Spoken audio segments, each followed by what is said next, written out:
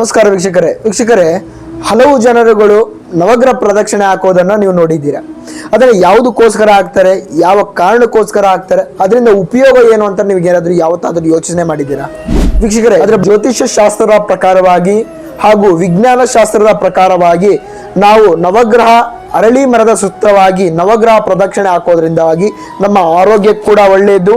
ಸಾಕ್ಷಾತ್ ದೇವತೆಗಳು ವಾಸವಾಗಿರುವಂತಹ ಅರಳಿ ಮರದ ಸುತ್ತ ನಾವು ನವಗ್ರಹ ಪ್ರದಕ್ಷಿಣೆ ಅಂತ ಹೇಳಿದ್ರೆ 9 ಸುತ್ತುಗಳನ್ನು ಹಾಕೋದ್ರಿಂದವಾಗಿ ನಮ್ಮ ಆರೋಗ್ಯ ಕೂಡ ಒಳ್ಳೆಯದಾಗಿರ್ತದೆ.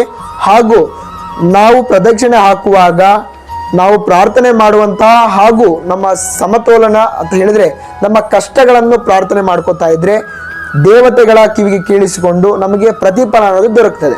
ಯಾವ ರೀತಿ ಅಂತ ಹೇಳಿದ್ರೆ ನಮ್ಮಲ್ಲಿರುವಂತಹ ಸುಖ, ಶಾಂತಿ, ನೆಮ್ಮದಿಯನ್ನು ಕೆಡಿಸುತ್ತಿರುವಂತಹ ದೃಶ್ಯ ಶಕ್ತಿಗಳ ಕಣ್ಣಿಂದ ಹೊರಗೆ ಹೋಗಿ ನಮ್ಮ ಜೀವನದಲ್ಲಿ ಒಳ್ಳೆ ಸೂಚನೆ ಅನ್ನೋದು ಕಾಣ್ತಾ ಹೋಗ್ತದೆ. ಯಾವ ರೀತಿ ಅಂತ ಹೇಳಿದ್ರೆ ಸಣ್ಣ ಸಣ್ಣ ವಿಚಾರಕ್ಕೆ ಖುಷಿ ಪಡುವಂಥದ್ದು ಅಥವಾ ಬೇಜಾರನ್ನು ಕಳೆದುಕೊಳ್ತಾ ಇರುವಂಥದ್ದು, ಒಟ್ಟಿನಲ್ಲಿ ಎಲ್ಲ ವಿಷಯಕ್ಕೂ ಕೂಡ ನಮ್ಮಲ್ಲಿ ಸುಖ, ಶಾಂತಿ, ನಗು ಅನ್ನೋದು ಶಾಶ್ವತವಾಗಿ ಇರ್ತಾ ಹೋಗ್ತದೆ.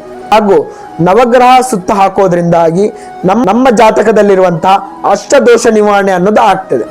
ಯಾವ ರೀತಿ ಮಾಡಬೇಕು, ಯಾವಾಗ ಮಾಡಬೇಕು ಅಂತ ಹೇಳಿದ್ರೆ ಪ್ರತಿ ಶುಕ್ರವಾರ ದಿವಸ ಬೆಳಗಿನ ಕಾರ್ಯಗಳನ್ನು ನಿರ್ವಹಿಸಿಕೊಂಡು ಬ್ರಾಹ್ಮಣ ಮುಹೂರ್ತದಲ್ಲಿ ಮರಳಿ ಸುತ್ತ 9 ಸುತ್ತುಗಳನ್ನು ಹಾಕೋದ್ರಿಂದವಾಗಿ ನಿಮಗೆ ಅದಕ್ಕೆ ಆದಂತಹ ಅನುಕೂಲಗಳನ್ನು ನೀವು ಪಡ್ಕೋಬಹುದು.